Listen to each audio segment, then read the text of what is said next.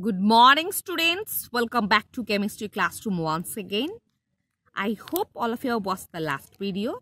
Today, I will discuss making chemical equation more informative from this part. So, look at the book.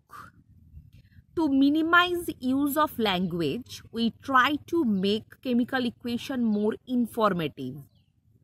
This is done in this following ways. So by the two process, we can easily use the language of chemistry by using some chemical equation. Mentioning the condition of a reaction. Look at the heading first. Mentioning the conditions of a reaction. Under what conditions the reaction takes place is mentioned on the arrow in the equation.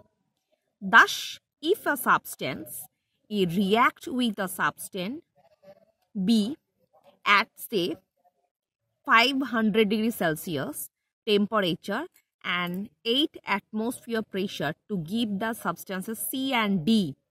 We write the equation as, look at the chemical equation. A is substance, B is another substance.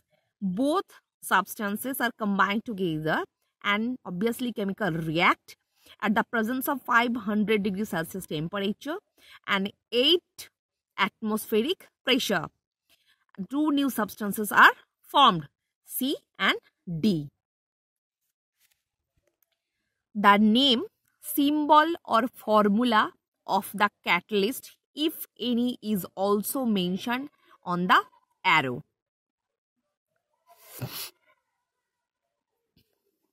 So what is catalyst? Here is two situation is basically act as a catalyst. A catalyst is a substance that generally speed up a reaction but itself remain unchanged. Normally a catalyst is a chemical substance. Basically it helps to increases or decreases the speed of chemical reaction but it remain unchanged after the chemical reaction. For example, hydrogen peroxide slowly gets converted into water and oxygen if left alone, but the reaction takes place quickly in the presence of manganese dioxide, so which remain unchanged after the chemical reaction. So thus manganese dioxide is a catalyst for this reaction. So what is the main function of catalyst? Here is a chemical substance will act as a catalyst which increases the speed of chemical reaction. That's why when we use the manganese dioxide, it increases the speed of the chemical reaction by which hydrogen peroxide breaks into water and oxygen. So look at the chemical reaction. Here is hydrogen peroxide. When we use manganese dioxide, it breaks up into water and oxygen. Next, mentioning colors, state of reactants and products. First of all, mentioning the condition of a reaction, at which condition the reaction takes place, and the another way is mentioning the color and state of the reactants and products. If needed, the colors and the states of the reactants and products are written within small brackets below their names. Take a look at the following equation. Here is copper to sulfate pentahydrate, जिसका normally color कैसा है? Blue in color, as available in crystalline form. At the 260 degrees Celsius, it produces copper bisulfate, जिसका colour क्या है? White, and it is obviously powdery form, and water as a form of vapor. So normally here is copper disulfate pentahydrate, जिसका colour blue है. After the chemical reaction, when copper sulfate pentahydrate turn into copper sulfate plus water vapor, its color will be changed and it will be white and also it will be powdery form. Next, indicating gaseous product and precipitate. A gaseous product can be indicated by an upward arrow. So in case chemical reaction, we use upward arrow to indicate any gaseous product and a precipitate by the downwards arrow. So when in a chemical reaction, we will get a precipitate as a product, we use down arrow, and when we will get the gaseous product, we will use upward arrow. What is precipitate? A precipitate is a solid that separate when a solution is added to another. So student, you have to learn what is precipitate as a form of definition and as well as the fill in the blanks.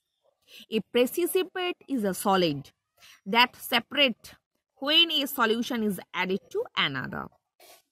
We will soon take a look at some example of precipitation reaction. Atoms rearrange themselves during a chemical change.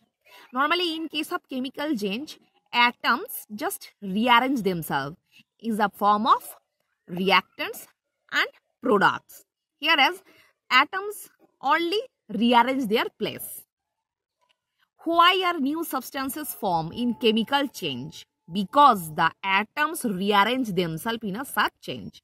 So as a result of the atomic rearrange into chemical reaction, new substances are formed. When burnt in air, carbon form carbon dioxide. So during the burning of coal, the carbon of coal combine with oxygen of air to form carbon dioxide. So when we will burn coal, the carbon which is present inside the coal combine with oxygen in the atmosphere and form carbon dioxide. So look at the figure. Here is carbon atoms which is present inside the coal and it is added with oxygen which is present in the atmosphere. Both are combined together to form carbon dioxide. It is a new product. Next, when burnt in air, hydrogens form water. So normally hydrogen को हम लोग normally जब burn करेंगे in the presence of oxygen it formed water. Again, the atoms contained in the molecules of hydrogen and oxygen rearrange themselves. So, whereas normally hydrogen is burst out in the presence of oxygen, the atoms of hydrogen and oxygen just rearrange themselves and form the new product, that is water.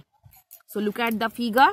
Here is the purple figure is known as hydrogen. Same way, the orange atoms are oxygen. Both combine together to form a new substance that is known as water. Here as the atoms of hydrogen and oxygen rearrange themselves to form water. So if you could count the atoms of each kind before and after the chemical change, you would find that the number of atoms of each element remain at the same. So when any chemical reaction is just going on, before the starting the chemical reaction, if we count the atoms of the reactants and after the chemical reaction of the product, we will get the same equal number of atoms. So students, I hope all of you have understood what I have discussed today. So for today, up to this portion.